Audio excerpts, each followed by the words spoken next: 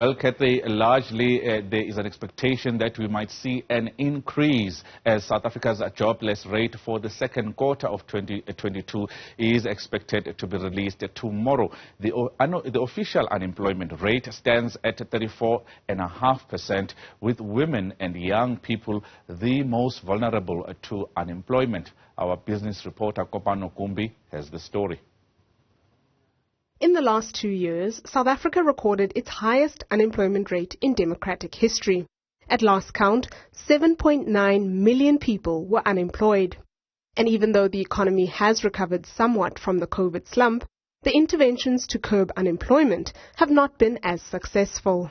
COVID grant to assist households, the unemployment insurance scheme were important, but they were much too small in scale to have the desired impact. And you have that very sort of tepid response combined with a contractionary fiscal and monetary policy. And what I mean by that is government, by reducing spending and slashing spending in all sorts of areas of government expenditure, took money out of the economy when we needed a stimulus. Young people and women remain the most job insecure.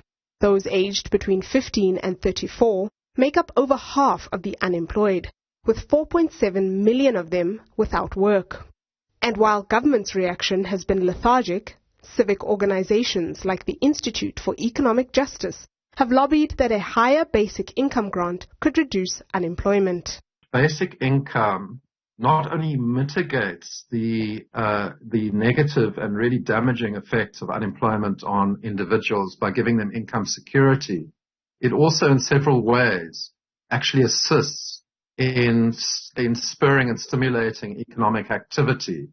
It provides greater independence for women in particular, but also encourages youth into the labor market because they use that basic income for employment-seeking activities. With the most recent unemployment figures expected on Tuesday, the plight of young people and women comes back into focus.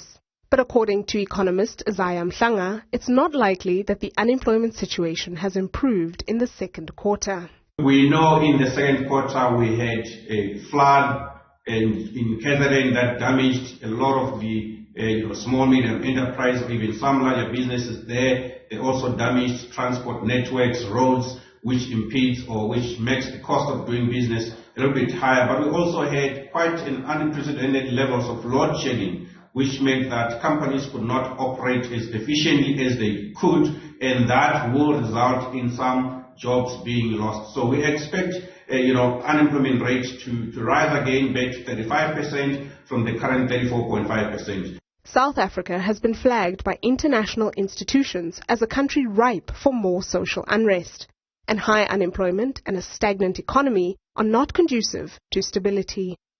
For Newzroom Afrika on Channel 405, I am Kopano Gumbi in Johannesburg.